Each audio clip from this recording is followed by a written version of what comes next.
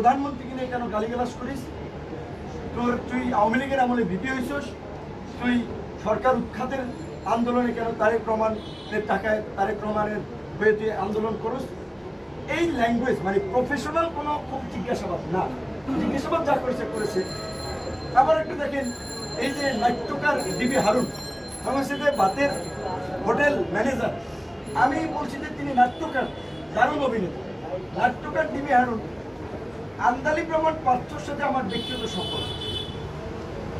আমি ঈদের আগে তাকে বলছিলাম যে আমি একটু ফ্যামিলি ক্রাইসিসে আপনি 10 লাখ টাকা আমাকে ধার দেন, আমি আপনাকে আবার দিব। তো সে বলছে যে তোমার সাথে তো আমার ধারের সম্পর্ক, ঠিক আছে এই এখন এইটা নেও, আর যদি মেকআপ না হয় আবার নিও। সে 4 লাখ টাকার ধার মানে আমাদের একটা ব্যক্তিগত সম্পর্কে ঈদের আগে সেইটারে বানাইছে 64 লাখ টাকা দিচ্ছে নাকি, এবং কত ধরনের রংচং মাখিয়ে প্রচার। এবং এই যে ধরেন সেই সময় টিভি 71 টিভি বা এরকম আরো অনেকে রংচং মাখিয়ে প্রচার করেছে। এখন আমি সময় টিভির স্টাফদের দোষ দেবো না, 71 টিভির স্টাফদের দোষ দেবো, তারা তো চাকরি করবে, তাদের অর্ডার ক্যারি করতে হবে, তারা করেছে। কিন্তু বিশেষ করে এই কথাটা এই প্রসঙ্গে চলে আসছে এখানে, আমি নিজে এখন খুব উদ্বিগ্ন আমার নিরাপত্তা নিয়ে, দেশের ভবিষ্যৎ নিয়ে। যে দেশে যা চলছে এটা তার একটা নৈরাজ্য চলছে, এই নৈরাজ্য চলতে পারে না। এখনই মার্কেট দখল, বিল্ডিং দখল, টিভি চ্যানেল দখল, লঞ্চঘাট দখল, খেয়াঘাট দখল, মিল ফ্যাক্টরি দখল। এই যে কোন বাংলাদেশ? এই বাংলাদেশের জন্য কি আমরা বিপ্লব করেছি? তরুণরা এই যে এখানে বসে আছে যারা 18 সালে কোটা সংস্কার আন্দোলন করার কারণে মাইরে ককটেল দিয়ে তারা বলছে বিপিনুরা দাসের তারে এই ককটেল মিছিলে মারার জন্য। প্রত্যেকটা এই শাকিলের মতো মানুষকে র্যাব আপনার অপহরণ করে নিয়ে গেছে। অনেক এই যে তরুণরা, আমরা যে 18 সালে কোটা সংস্কার আন্দোলন শুরু করে আমরা যখন বুঝতে পেরেছি যে কোটা একটা চাকরির ক্ষেত্রে একটা পয়েন্ট, রাষ্ট্র সংস্কার না হলে আমাদের মুক্তি নাই, তাই কিন্তু আমরা দেখেছেন আপনারা কোটা সংস্কার আন্দোলনের পরপরই আমরা রাষ্ট্র সংস্কারের জন্য এই গণ অধিকার পরিষদ নামক তারুণ্যের নতুন ধারা রাজনৈতিক দল, জনতার অধিকার আমাদের অঙ্গীকার, আমাদের অঙ্গীকার দেশ হবে জনতার, এই স্লোগানকে ধারণ করে আমরা এই দলটা গঠন করি। আমরা যদি 18 পরে এই 24-এর যদি নির্বাচনে অংশগ্রহণ করতাম, অনেকের এমপি হওয়ার মতো আপনার ট্যাক্স ফাইল ছিল না, অনেকের বয়স হয় নাই, তাহলে আমরা কেন জীবন দিচ্ছি, আমরা কেন সংগ্রাম করছি? এই যে এই আন্দোলনে ছাত্র অধিকারের কমিউনিটি পরিষদের সহসভাপতি, কদমতলী থানার যুগ্ম সদস্য সচিব শহীদ হল, এই চট্টগ্রামে, রংপুরে, অনেকে সারা দেশে তো শহীদ হয়েছে অসংখ্য মানুষ। কিন্তু আমি বলছি আমরা কেন লড়াইটা করছি? ছাত্র জনতা, রাজনৈতিক দল তো 17 বছরে এই ফ্যাসিবাদের পতন ঘটাতে পারে নাই, ছাত্র জনতা, আম জনতা পতন ঘটিয়েছে। আর এখন আরেক দল লোক লুটপাট শুরু করে দিয়েছে। আমরা হুঁশিয়ারি দিয়ে উচ্চারণ করতে চাই, এই আওয়ামী ফ্যাসিবাদকে, এই 17 বছরের ফ্যাসিবাদকে আমরা উৎখাত করেছি। আজকের এই নব্য লুটপাটকারীদেরকেও আমরা কিন্তু বাংলার যে যা লুটপাট করেছেন, যেখান থেকে লুটপাট করেছেন সেখানে রেখে যাবেন। এবং বিশেষ করে আমি অনতিবিলম্বে মহামান্য রাষ্ট্রপতিকে বলবো, আজকের মধ্যে অন্তর্বর্তীকালীন সরকারে কারা কারা থাকবে সেই বিষয়ে লিখিত সিদ্ধান্ত জানিয়ে দিন। অন্তর্বর্তীকালীন সরকার গঠন না হওয়ায় কিন্তু আইন শৃঙ্খলা পরিস্থিতি এখন নিয়ন্ত্রণে নেই। একটা নৈরাজ্য চলছে, গার্মেন্টস জ্বালিয়ে দিচ্ছে, সোয়েটার ফ্যাক্টরি জ্বালিয়ে দিচ্ছে, ওষুধ কোম্পানি জ্বালিয়ে দিচ্ছে। এই ঔষধ কোম্পানিতে তো হাজার হাজার মানুষ কাজ করে, এই গার্মেন্টস ফ্যাক্টরিতে তো হাজার হাজার মানুষ কাজ করে।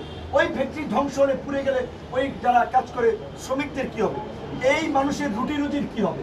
তো কাজেই আমি বিশেষ করে আইন শৃঙ্খলা বাহিনীর যারা মাঠে আছেন, সেনাবাহিনী সহ তাদেরকে বলবো, আম জনতার সাথে সমন্বয় করে, আম জনতার প্রতিনিধি নিয়ে এই সমস্ত সংযোগ, নাশকতা, লুটপাট যারা করছে তাদেরকে আপনারা রুখে দেন। আমরা সব ধরনের সহযোগিতা করব। আমরা একটা দৈত্য দানব হটাইয়া আর একটা দৈত্য দানবকে ক্ষমতায় আনার জন্য, সরকারে বসানোর জন্য জীবন দেয়নি। এই দেশের ছাত্র যুবক তরুণদের রক্ত অনেক ঝরেছে, 52-তে ঝরেছে, 62-তে ঝরেছে, 69-এ ঝরেছে, 71-এ ঝরেছে, 90-এ ঝরেছে।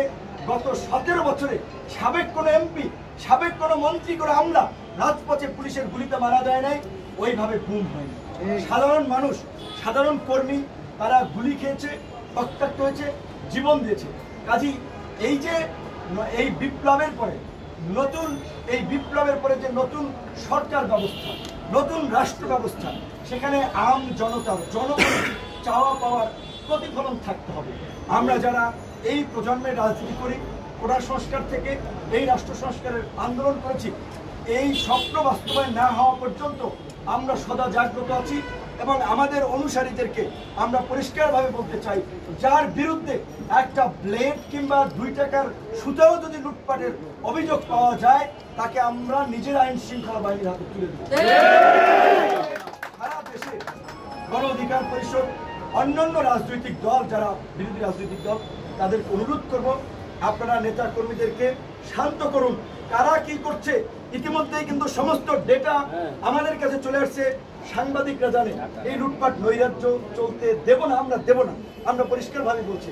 কাজে এত পুলকিত হওয়ার কিছু নাই। কিন্তু মহামান্য রাষ্ট্রপতি মহোদয়কে বলবো, এই যতক্ষণ পর্যন্ত না সরকার গঠন না হয়, উপদেষ্টারা নির্দিষ্ট দায়িত্ব বন্টন না হয়, ততক্ষণ পর্যন্ত আইন শৃঙ্খলা পরিস্থিতি নিয়ন্ত্রণে আসবে না।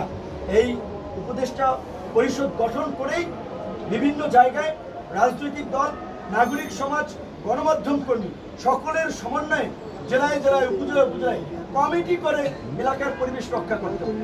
এই যে আন্দোলন করেছে আমাদের ছাত্র তরুণ, স্কুল পড়ুয়া শিক্ষার্থীরা, কলেজ পড়ুয়া শিক্ষার্থীরা, বিশ্ববিদ্যালয় পড়ুয়া শিক্ষার্থীরা, কয়েকদিন পরে শিক্ষা প্রতিষ্ঠান খুলে দিলে তারা অনেকে ক্লাসে ফিরে যাবে।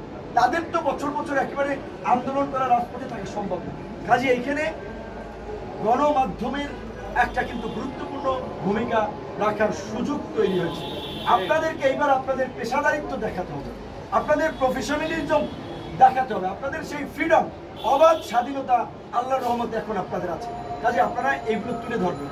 আজকে ছাত্র, শিক্ষক, অভিভাবক, এই যে যারা পানি এগিয়ে দিয়েছিল, মায়েরা তার সন্তান নিয়ে রাজপথে এসেছিল, ঠিক একইভাবে এই নৈরাজ্য, লুটপাট এবং আগামীতে যেন আমরা একটা সুন্দর বাংলাদেশ